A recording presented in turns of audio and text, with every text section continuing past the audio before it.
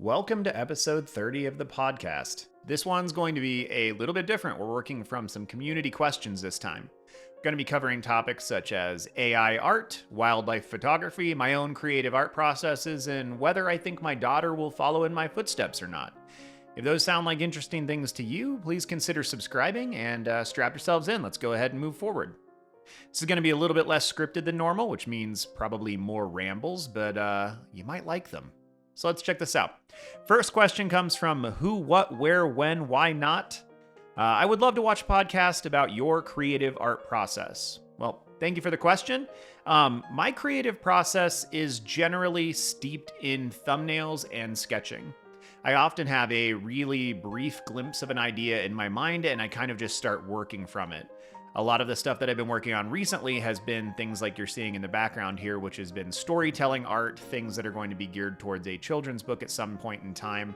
I'm also posting robots that I draw to Instagram daily right now. I'm going to see if I can do 100 of them in a row. But generally, I will start with an idea like that. I generally have a concept of what I'm doing. And there are alternatives to that, and I'll get to those in a second. But generally, I'll have an idea. So if I want to work on something for Inktober or tell another story of Andorra here exploring, I'll sit down and I'll usually sketch out a box. And inside that, I will very loosely, usually with pen, sketch out just some ideas for compositions and for what I want to have. Sometimes I'll list things. When I was younger, I used to write and list things a lot more than actually just start drawing them. This might have been an aversion to making a bad drawing. I'm just less worried about that now. I don't feel like my value as a human being or an artist is demeaned by having a poor drawing, so I will just sit down and sketch most of the time. Sometimes this will be 2, 3, 4 different thumbnails and sketches, sometimes far more than that. Often after a couple, I'll hone in on one idea that I like, and then I'll play around with the composition a little bit, play around with the lighting, and try to figure out exactly how I want to put the thing together. Once I have that, if I'm going to sit down and actually work on a piece like the one that you're watching, I will sketch it in pencil in full, if it's a pen piece, and then we'll get everything kind of arranged the way I want, and then slowly I start to build it up with my microns and my pens. If I'm working on a painting, the process is not terribly different. I will sketch with watered down oil paints. It's not actually water, right? It's mineral spirited down. And I'll sketch out things. And then I'm just working on a painting a couple days ago, an owl, and I got some of the proportions wrong, so I just erased that chunk of it and then resketched a portion. So I pretty much always sketch out what I'm going to do before I start working on things. The alternative that I mentioned earlier is the fact that I will also sometimes, when I'm fatigued or I'm tired, usually if I'm mentally tired from work, I will sit down and just start making lines. And sometimes this is what you see in my sketchbook tours where it's just a bunch of boxes or cylinders or practice shading things. But sometimes it actually turns into things. Sometimes those lines will turn into forms. And those kinds of drawings I have no pressure, internal or otherwise, for. I just kind of go. I see what happens, what comes out of them, and I don't really care. And that sometimes is just relaxing, and it's more toward the effort of just making sure that I'm making things constantly so my brain doesn't get out of the habit. So that's just a little rundown on my creative process. If you wanted more specific stuff on things other than my art specifically, like how I put videos together or my writing process for either the novels or the videos themselves, you could let me know in the comments, and I can hit on that in the next podcast that's going to be like this. All right, the next question is from the same person. Did teaching others ever influence your own creative process in any small or profound ways? So the biggest thing that teaching did for me was it helped develop my eyes and my ability to see things, see what was going well or wrong in a piece of artwork. And I say wrong really not to be demeaning or judgmental, but when a student would come to me and go, "This thing's screwed up, how do I fix it?" my eyes got really good at honing in on those mistakes. I would actually say my ability to see what's wrong in a piece or to critique a piece and point somebody in the right direction is far more developed than my artistic skill. And that's just because that's primarily what I did for 11 years. If I had spent those 11 years working on art, I think that would have developed instead. The bummer here is that my eyes are far more capable than my hands and my mind at constructing things. So all of the things that I draw or paint, whether they are good or just mediocre, I always think they're way worse because my eyes are far more developed than my ability to actually make things. So that's the biggest thing I got from it. And it was really a boon to my students because very seldom did I run into a situation where they would bring something to me and I couldn't help them make it better. Even if they were better painters or better drawers than me, I usually could point them in the right direction because that's what I did. That's what my expertise was in. So that's one of the biggest things that came from that. It also helped me learn how to talk about art because we internally chew things. Internally, we chew on things and we throw them around in our minds, and we have our own internal ways of kind of processing them.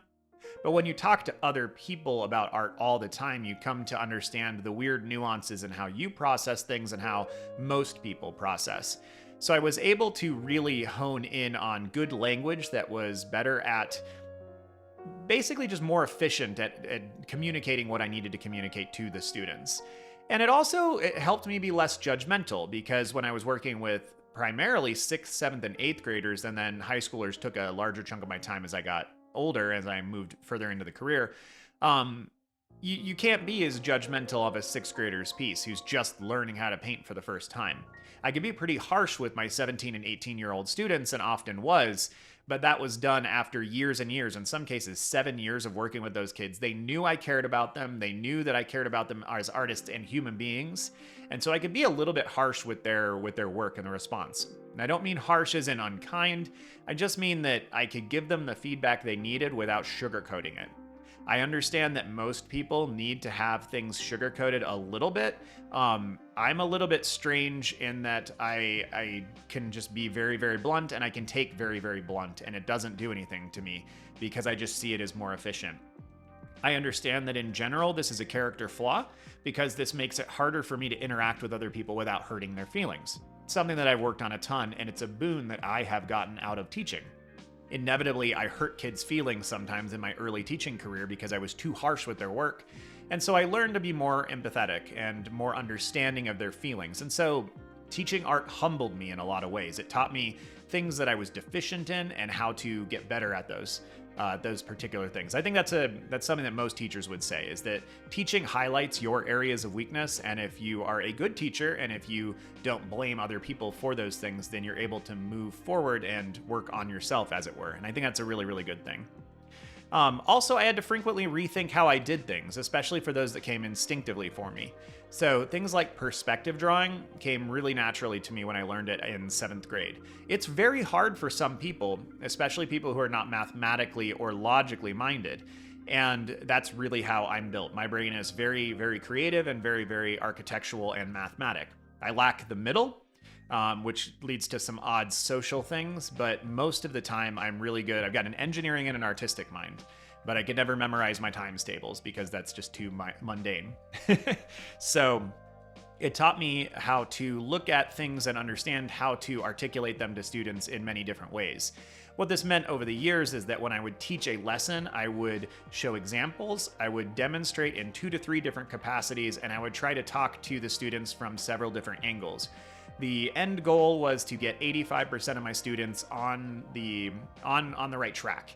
And then I would be able to take my time while the others were working to go around and talk to that remaining 15% and try to personally figure out what it was that they needed to move forward. So it taught me that the way that I do things is not necessarily correct, it's just the way I do things. And then it opened my eyes to the fact that there's probably a dozen, if not 24 different ways to learn how to paint, regardless of what the medium is. And then when it came to things like perspective drawing, just understanding that it's really difficult for some people, and that because my mind works so well with rules, not everybody can just memorize the rules and then keep to them. For some people, that felt very, very confining, and it was not a fun way to make art at all. So yeah, those are some of the things that I got from that. So thank you for that question. Let's move to the next one. This next one is from user Power Tool. It's spelled all kinds of fun. I think I'll put it on the screen so you guys will get to see it. Do you think your daughter will grow up to love art as much as you do? Well, this is a hard question to answer, right? She's 4.5. I kind of hope that she'll do artistic things, but it's really hard to dissect her interests at this age and know with any manner of definitive presumption that she's going to do what she's going to do. She loves making things, and I think most kids do if this isn't like beaten out of them in some terrible way by society or by people judging their work too harshly. So she loves making things. She likes tinkering. She works with her grandparents a lot on all kinds of stuff. Like I have some photos from a week or two ago where she was actually helping out change out the brakes on my wife's car with her grandpa. So she loves working with her hands. She likes making things. Anytime that I start working on any art, she wants to do a compensatory form of that.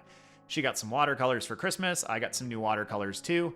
We just sat down a couple days ago, and that was like her favorite thing, was sitting down and she was painting while I was painting. And then the next day I woke up, and I woke up a few minutes late. I came out and she was already at the dining room table painting before I was even awake, early in the morning, which was really exciting, and it's really, really sweet. So it's hard to tell though, because she kind of just wants to do the things that we do. And so it's really hard at this point in her life to say with any certainty that, yes, I think she will follow this.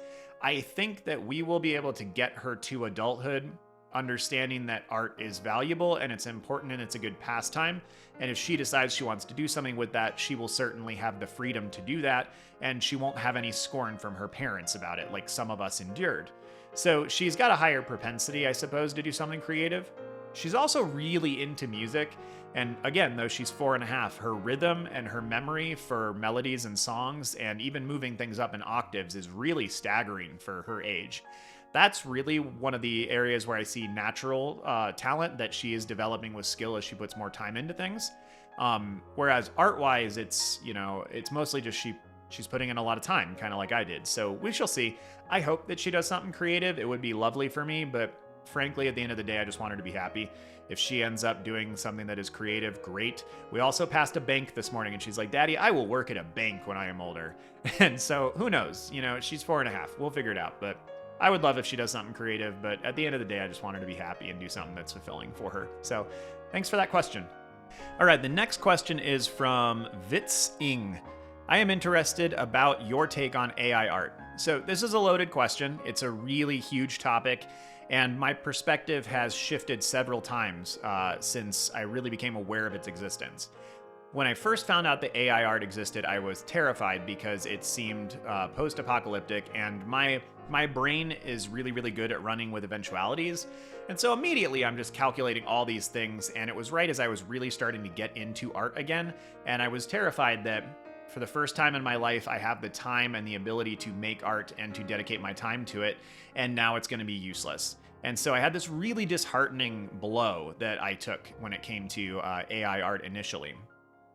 After that, I kind of wondered, well, let's see what it does. And so I downloaded a couple of the apps and I tried it out, and was really kind of intrigued by it. I was also put at ease a little bit because at least the free apps that I was working from were not very good back then, and whilst they would put together beautiful compositions and beautiful colors, the details were really odd and obscured, and so my fear was alleviated.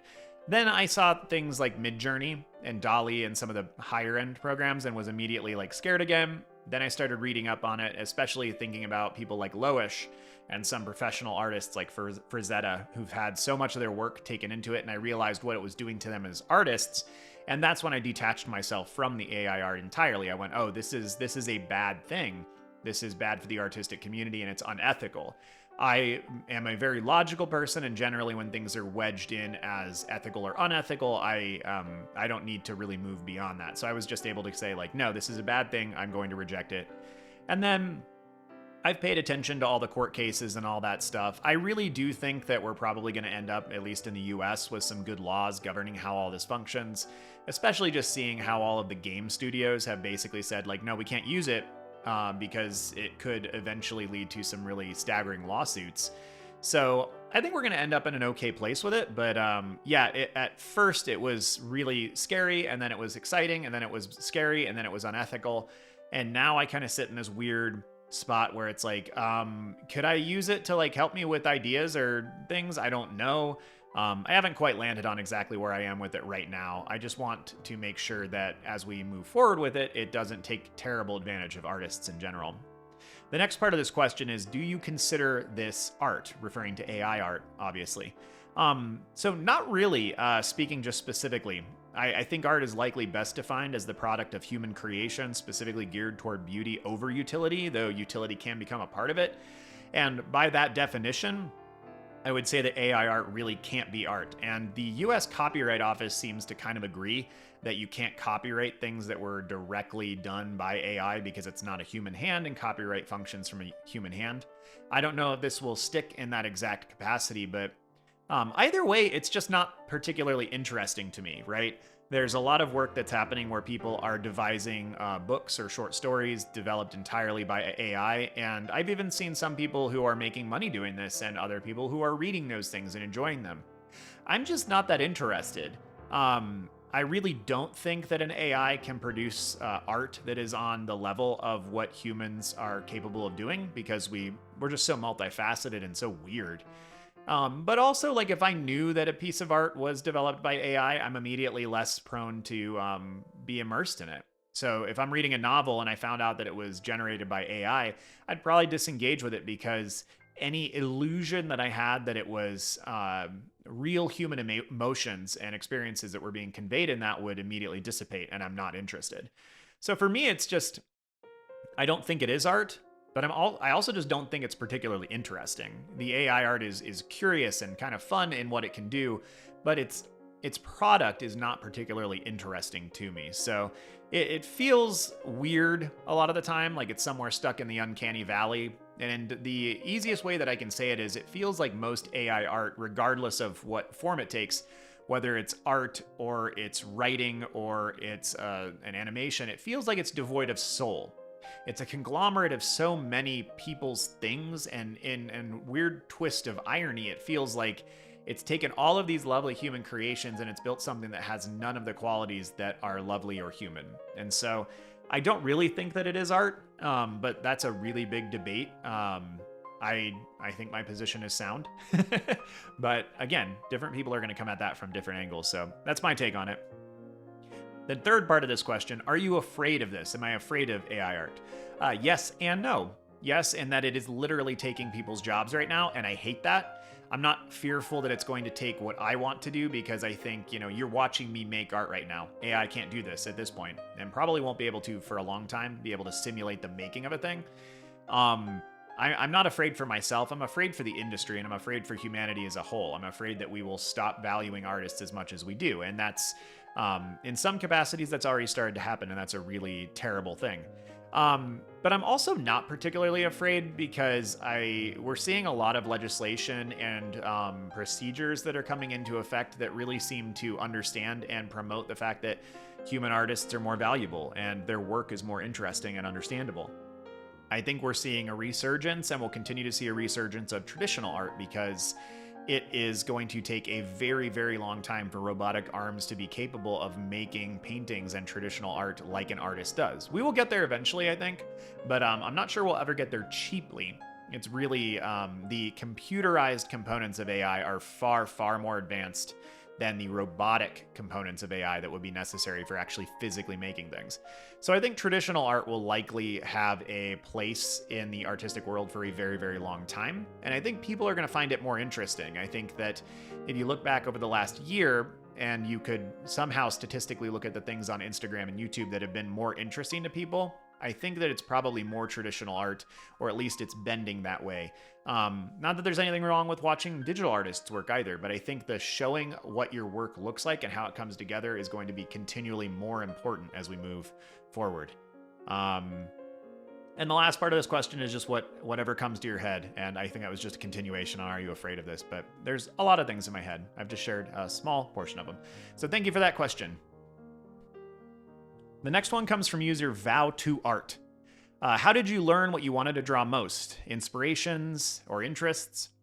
So likely by thinking about what I was interested in and what inspired me, right? I don't think that there was necessarily a ton of thought that went into this. When I was a young kid, I drew animals because I was really interested in animals. I talked before about how my father came back from his expeditions around the world, and he would show me the drawings that he made of bizarre birds or bugs or amphibians or reptiles. And so at a very young age, I really was taken with reptiles and amphibians. Of course, like most kids, I was really interested in dinosaurs. And so those were some of the things that I began to draw at first, was animals and dinosaurs. It didn't take a long time then, as I got a little older, to understand that the concept of a dragon existed, and that was really exciting as well. So I continued just to work with those kinds of things. I drew the things that were interesting to me. I didn't really have to do a whole lot of figuring. I ran into a lot of things that were really cool and looked really cool, and I would just draw them. So I'm going to move on to the second part of this question, which is other people's artworks that inspired me. So video game artists mostly. I know that this should be answered from an art history perspective. I should tell you that it was Bernini or Michelangelo or something, especially considering my background is in academia. But frankly, I loved what I saw in science fiction and fantasy video games, and that's the kind of stuff that inspired me. So Mega Man was a science fiction-y game that I played on my original Nintendo in the very early 90s, and I would just copy things from that manual. And then when Donkey Kong came out, when Super Metroid came out, when the Super Nintendo hit, I would draw things from those manuals. They were kind of vaguely science fiction or fantasy oriented, and that was just the art that I had access to. I thought it was really, really cool, and so I was inspired by a lot of those things. As I got a little older, I started reading, then I was inspired by things like The Hobbit, which I read over and over and over again. I think I read for the first time when I was in 4th grade, which would be probably around 9 or 10 years old, and I just fell in love with it. And then I started drawing and illustrating things out of stuff like that. I played Warcraft 1 and Warcraft 2 really early on in Blizzard's days, and we had the books for those as well, which were laden with all kinds of artwork. One of their early artists was Chris Metzen and Samwise, who were they illustrated these crazy orcs and trolls and death knights and mages. It was so exciting, and I would work from those things back then. Also played Command and Conquer, which the original ones were great games, and so those were the kind of things that inspired me. I wish I could say that it was other artists, and in fact it is. I need to dismantle that. I was inspired by the video games, not knowing that everything I was inspired by was built by an artist. So for me, the artists were really the artists at those video game companies back in the day. They just got me so excited about things, and that's really what led me to draw the things I did. So the third part of this question is, how have your interests in what you create changed over the years? And I find this really interesting. I thought about this for just a minute, but they haven't much. My interest in what to draw and paint and create have not really changed over the years. I'm still working on a lot of the same things that I started working on 20 or even 30 years ago. I loved drawing reptiles and animals, which then grew into dinosaurs, which then grew into dragons when I was probably 6, 7, and 8. And I'm still doing those kinds of things. The robots that I was so inspired from in Mega Man 1, 2, and 3, and even 4. 4 is a brutal game, by the way. The stuff that I was inspired from in those is still showing up today in the drawings that I make of robots. So my interests really haven't changed. The interesting thing, though, is that my understanding of those interests being okay has changed.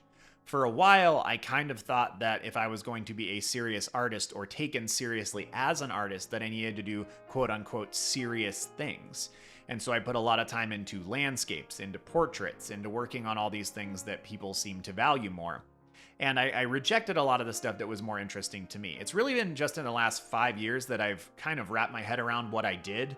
And then once I was aware of it, I could fight it. And that's why a lot of the stuff that you see me draw and paint on here is fantasy or science fiction oriented, because it's what I enjoy. I still work on paintings and portraits and things like that. I have a painting, an oil painting of an owl I'm working on right back behind here. I have found again that I really enjoy painting birds, and I'm not a huge fan of painting landscapes. They're really hard for my brain to break down. I am learning how to paint them better, but my bird paintings seem to be the most interesting and the most enjoyable things I do. So for me, a lot of it has been less of my interests changing and more of me realizing that the interests that I have are okay to have, and they're okay to put time into, and I don't need to try to do what I think of as sophisticated or special. I can just do the things that I want to do. And so, yeah, my interests really haven't changed. I know, why am I saying interests? My interests haven't changed really at all. I'm just now putting more time and energy into them because I'm okay with them. They feel valid for the first time in a long time, and that's a really good thing. I think it's a really beautiful thing. So thank you for that question. All right, we're on to the last set of questions here, which comes from Artistry of Wolf and Wildlife. So the first thing that this user asks is, I'd be curious if you're into any wildlife photography. So, when I first read this question, I definitely thought it was if I'm into it, like I do it, but I don't think that's what the user's asking. I'll answer both, but I adore wildlife photography because it gives you insights into things that most of us will never see. So especially when you think of art or photography that's coming from the far reaches of the planet, I can see things that somebody has endured terrible, terrible things in order to get that shot that I would never get to see otherwise. So I live in the center of the United States, which is in the center, more or less in the center of North America, a little bit south of the actual center. I've never been to South America. I've never been to Africa. I've never been to Australia or Antarctica. There are animals there, and there is wildlife there that is phenomenal. And because these photographers are willing to go put themselves in such terrible conditions to get these wonderful shots, whether they're video or whether they're photography, it's wonderful, and I love it. In fact, I've given up watching almost all movies and all television, but the one thing that I still watch is nature documentaries. I love learning about animals, and whether they're, I don't care what kind they are, frankly. I love them all. I have my own that are special to me, which actually this question we'll hit on in a minute. But in general, I just love learning about things in nature. I am insatiably curious. If I had infinite amounts of money, I would probably just go get degrees on different kinds of zoological things because it would just be an excuse to go sit in a classroom and learn about animals forever. So in that aspect, I really adore wildlife photography. I don't do a ton of it, but we adventure a lot here. We live in the Rocky Mountains, right at the base of the Rocky Mountains. In fact, our home is situated in the first valley in Colorado as we start to move up into the mountains. There's a lot of first valleys because it's a really long mountain range, but basically, anytime that we adventure in the summer, we go up to places like Mount Evans, which is a 14,000 foot tall mountain that you can actually drive to the top of.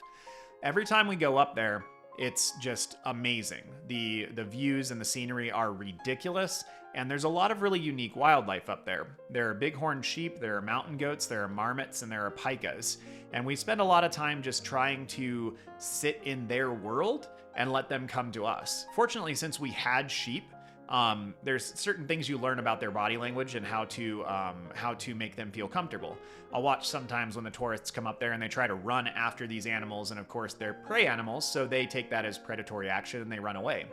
But often if you sit in the path that a mountain goat or a bighorn sheep is walking, and you make yourself visible, that is really not predator activity, you can make them more comfortable. And so we have several times of being able to get these beautiful photos of these animals coming right up to us. I have one with 2 baby mountain goats that got within 3 feet of me. And so the photographs that we got there are just amazing.